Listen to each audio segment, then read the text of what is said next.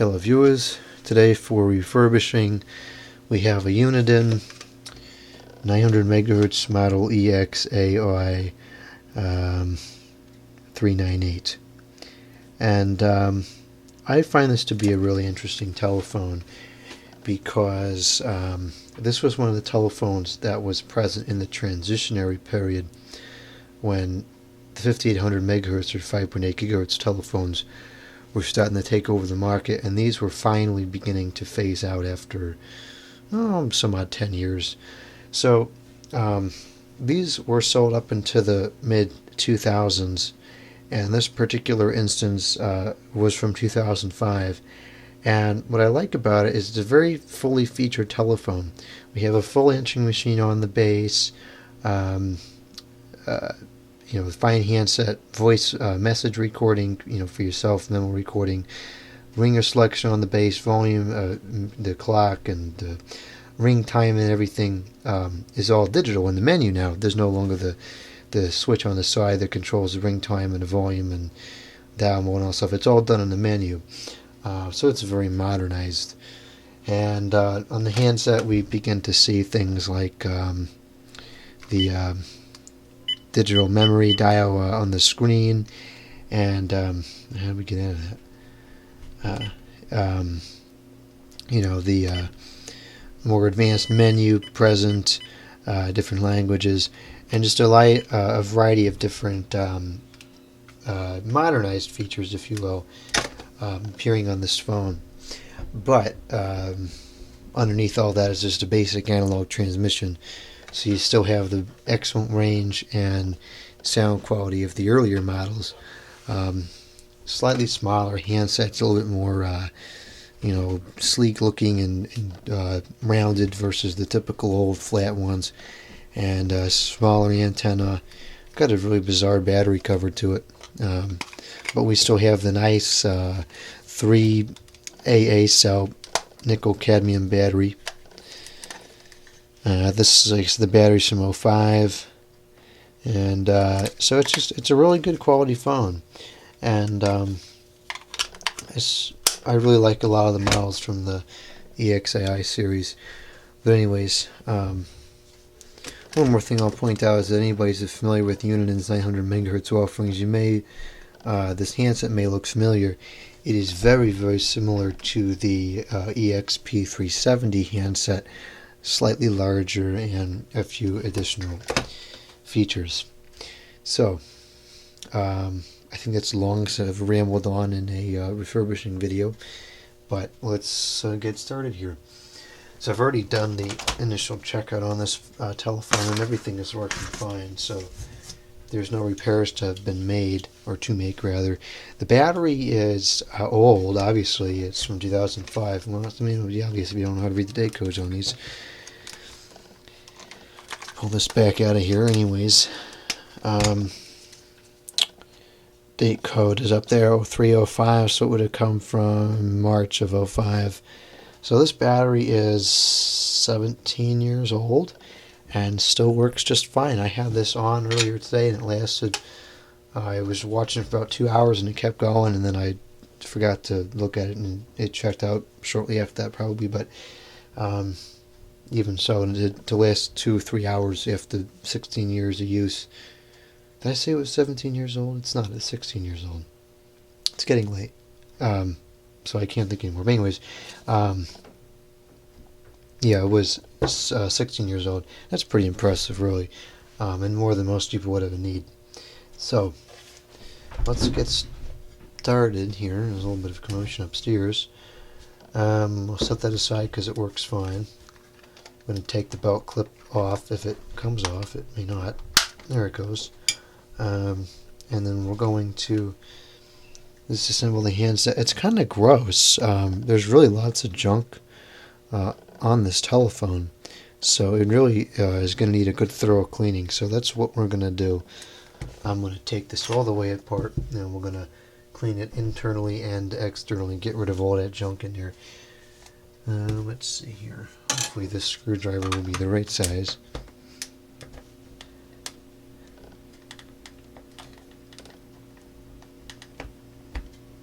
it's not worth it. I'll just get the other set here.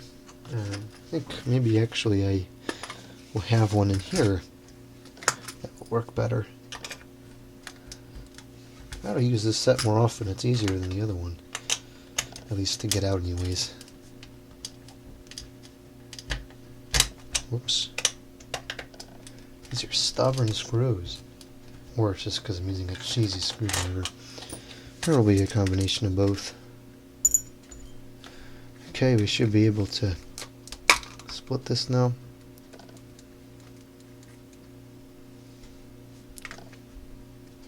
And there you go. So here's the back of the phone. Get that cleaned up on all those parts. Got the original cord with this. It's just a generic old cord, but just thought I'd throw that in the mix of things that probably aren't too significant. At least those watching, anyways. Okay, we'll remove the battery terminals, or the charging terminals rather.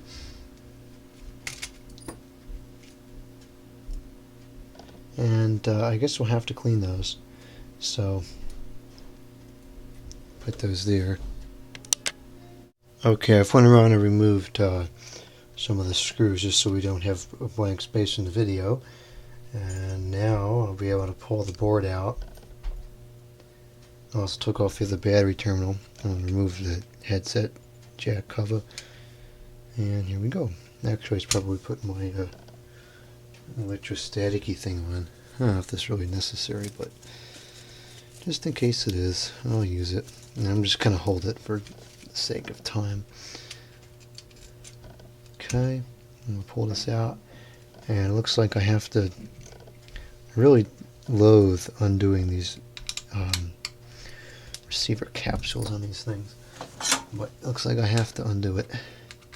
So I will undo it. Reluctantly, but I'll undo it.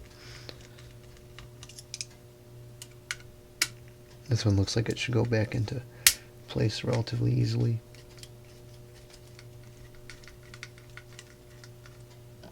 Okay. Alright, so now you can just clean that out. And I'm going to remove the dial board here.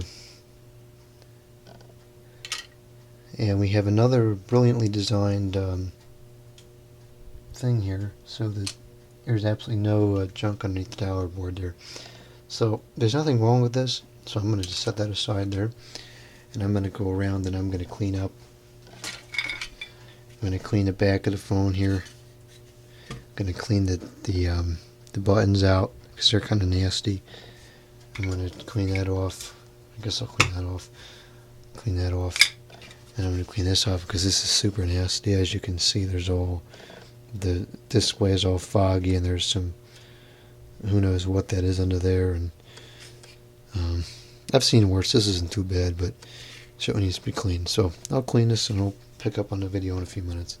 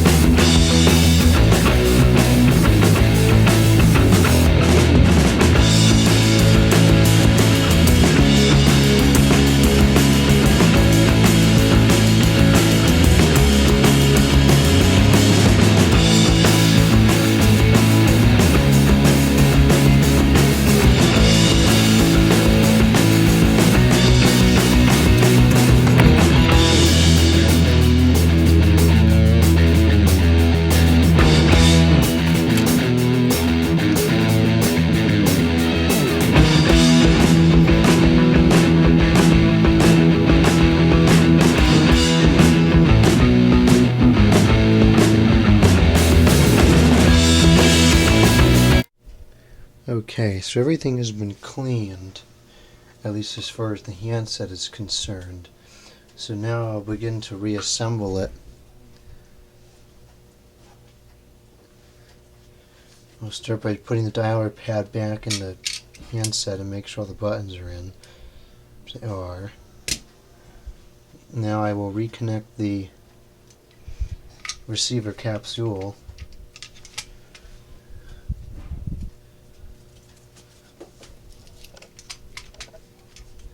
Actually, yeah, I'll do it that way. I do want to brush off one more thing real quick, and that's the bottom here. There's a little bit of dust on there.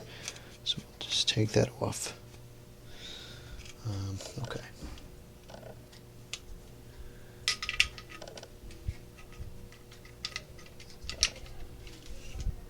Alright, and I'll put the 2 screws back in.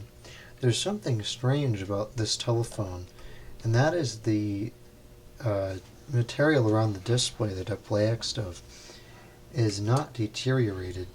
And that's odd because in just about every other instance of this type of telephone I've worked with, that material has been degraded in some way, and it's very annoying because it gets on the screen on the inside, and it's like impossible to get rid of it off the screen, because every time you go to wipe the screen, more of it goes on there. So it's very annoying. But this one, fortunately, does not seem to be suffering from that problem. And I guess those screws are not on there tight enough because it's... Oh, I know why that's not working.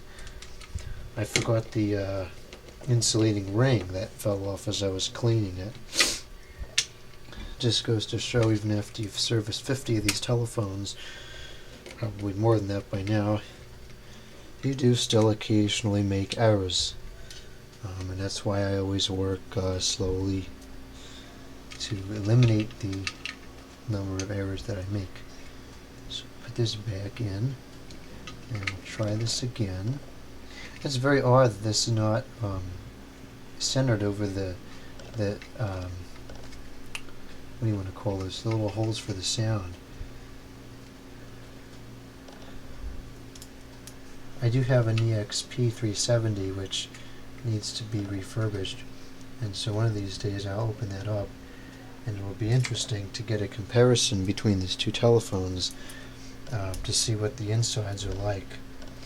The EXP-370 does not have a screen, and it's fairly less progressive than this one is, so it should be a fair bit simpler, but we'll see when the time comes to clean up that telephone. That's a telephone I've had for a long time.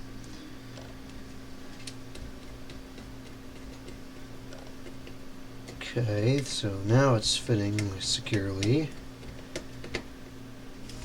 Okay, so now I'll turn this over, make sure those wires are out of the way, not in front of the screen. That would be really dumb. And now I want to make sure there's no junk on the screen from the inside. There's not. We're going to do something to the screen to fix the fact that it's not very shiny in a moment. So next we're going to put the headset jack back on. Very important step, because if you don't put it on before you close it, you're going to have a real nice time trying to get it back together. I mean, try to get it back on once you've closed it. So I'll put that on. I'll put this screw back in. Apparently these are not magnetic, which is kind of ridiculous, but oh well. There is one nice thing about using these screwdrivers, and that is that it's very difficult to actually strip a screw because you don't have that much torque on it.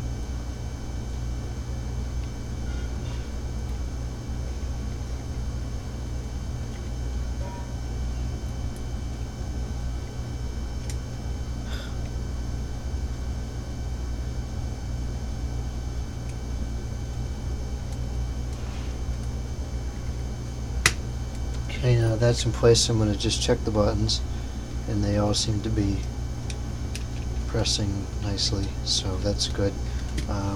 Also, I'll plug in the battery and make sure that everything is working.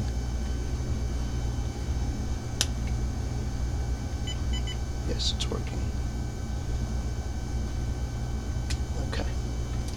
So, headset jack, or the headset cover came out. Now we'll put the battery terminals back on. I cleaned them off video just because it seemed like it was going to turn into a boring video. I don't want that to happen. Now, as soon as I can figure out how these go... Jeez, this is confusing.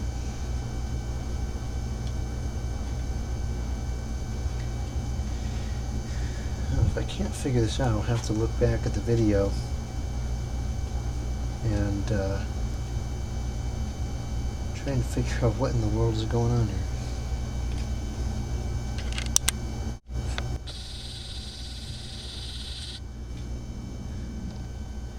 It turns out they go in like this,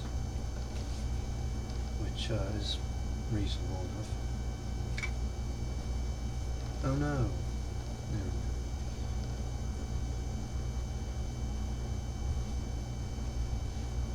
Okay. And we'll put those screws in place.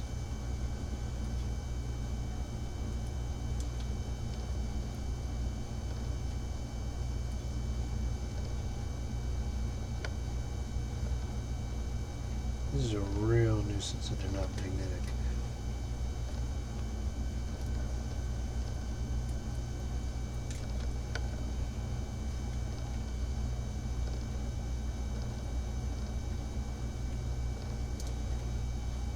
Okay. And lastly, put the back cover back on. I should probably zoom it out for that. That's in.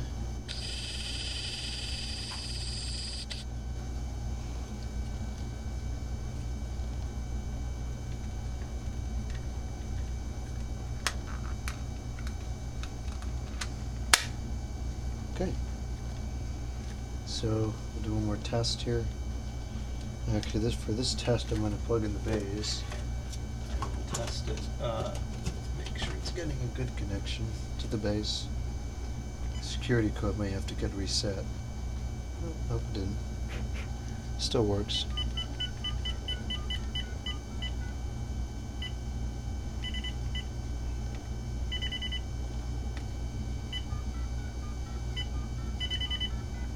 Okay, now we'll test. Okay, all the buttons are working. So unplug this and I'll screw this back together.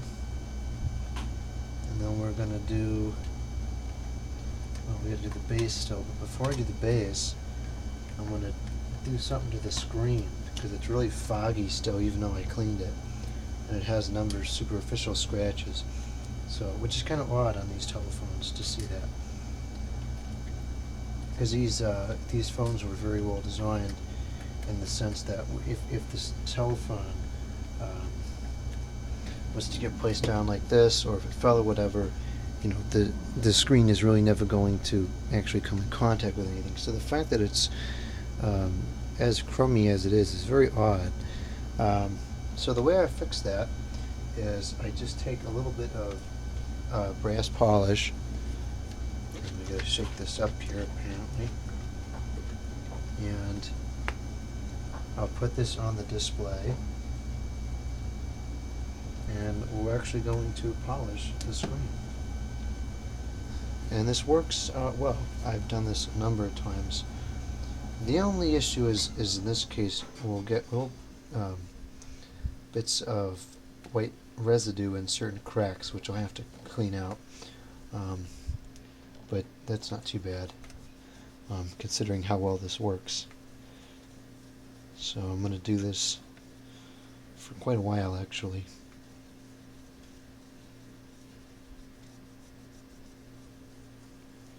And make sure you do it evenly as well, because you don't want half the screen to look nice and then the other portion of it look chunky.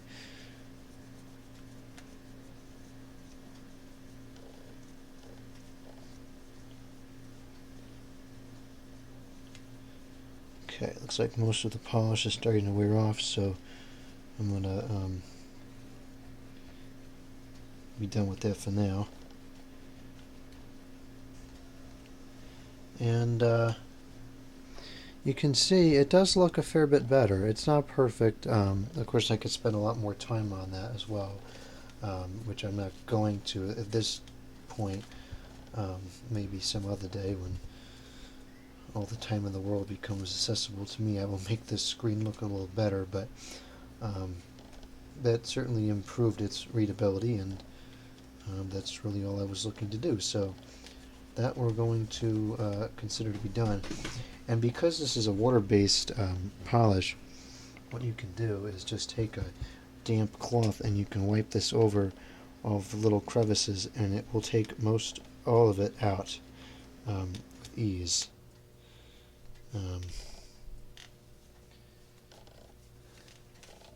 Okay, so there you go. Again, it's not perfect, but it's pretty good enough for now. So there's that. So that's the handset clean, and we have the clip and batteries.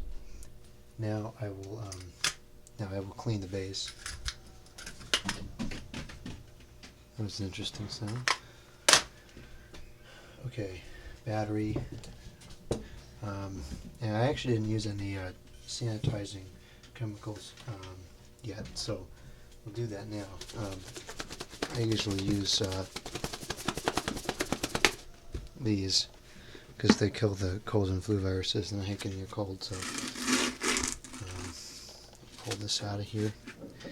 And what I'm going to do here is I'm going to clean each individual part of the telephone, and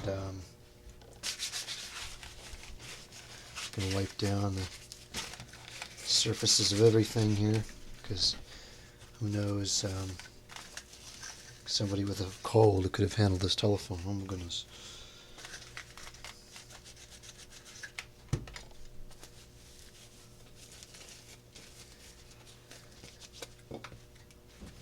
And then I'm just going to let this sit for a minute or two. And the dog is interrupting the video as usual. I'll let that sit for a minute. Now we're going to move on to the base. The base is kind of dusty, so I'm going to just quickly wipe it down with my regular non-cold killing cloth. And then what I will do is I will clean it further with the cold killing cloth.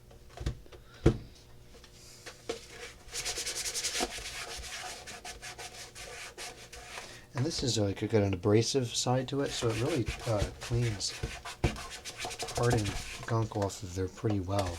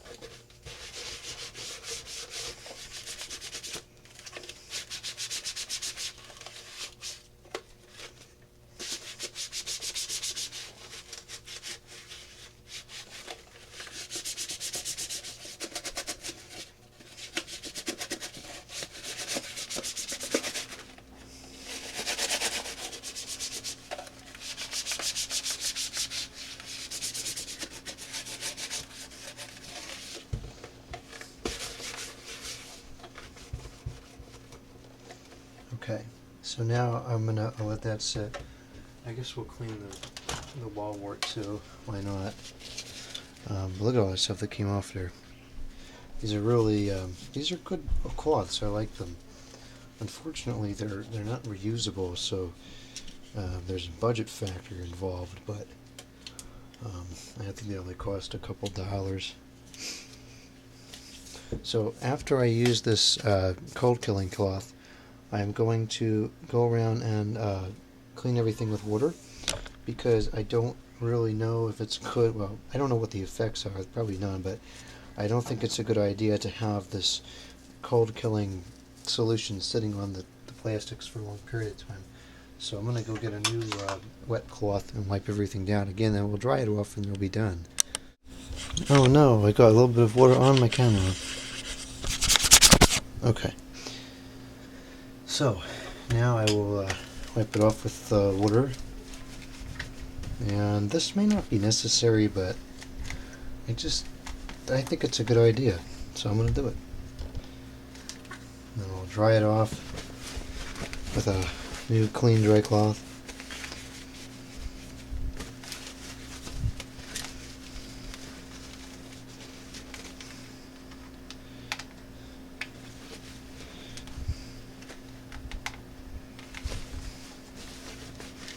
Definitely want to get all the moisture out of the battery box here. Set this over here now.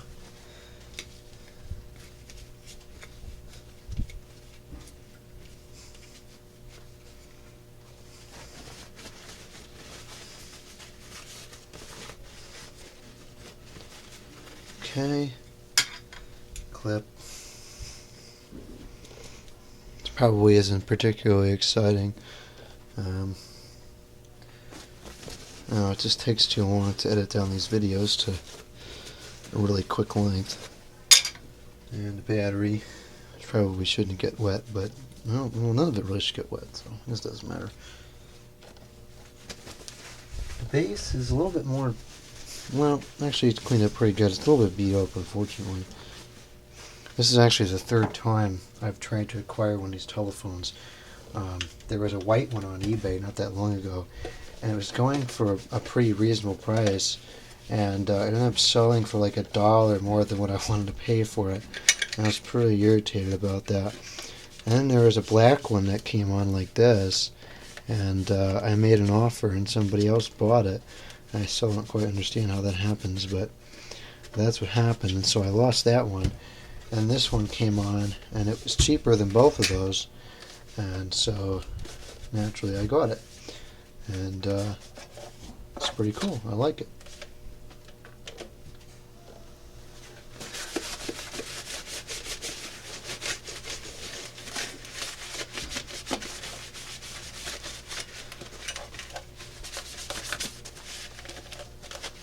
I don't know what the range is going to be on this thing. It'll be interesting to find out because it has the longer metal base antenna, but it has the cheesy shorter handset antenna. So it'll probably be somewhere in between the earlier ones and then the later ones. And when earlier I say like an EXAI-398, and then later would be something like the EXP-370 that was on the market for, well, quite a while actually. That sold up into the mid to late 2000s, if I recall correctly.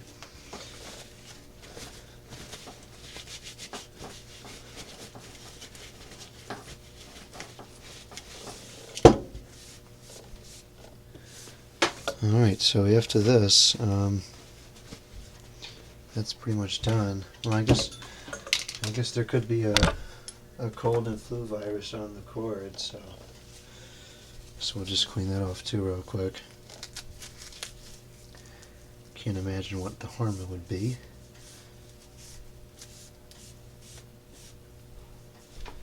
And then after this we'll make a quick test call, and then I'll have to figure out where I'm going to set it up, because this is another analog 900, which is just going to be more interference problems. I'll have to put it on the switcher and only use it occasionally. That's been my going solution for how to use multiple 900 megahertz analog phones. Alright, so let me clean up a little bit, and then I'll pick up the video and we'll test it out. Okay, here we go. We don't have speakerphone on this, which is kind of odd, but here we go on the handset.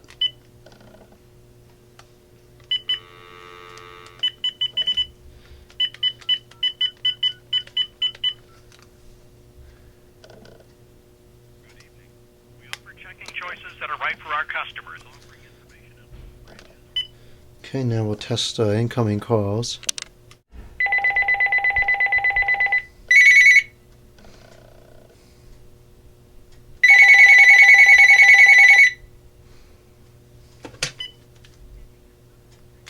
Okay. As you can hear, it has the newer style bass ringer. Though the handset ringtones, I believe, are the same still. Yeah. Alright, so there you have it. That was the Uniden EXAI, what was this, the 398. Very neat phone. Thank you for watching. Comment, subscribe, and out.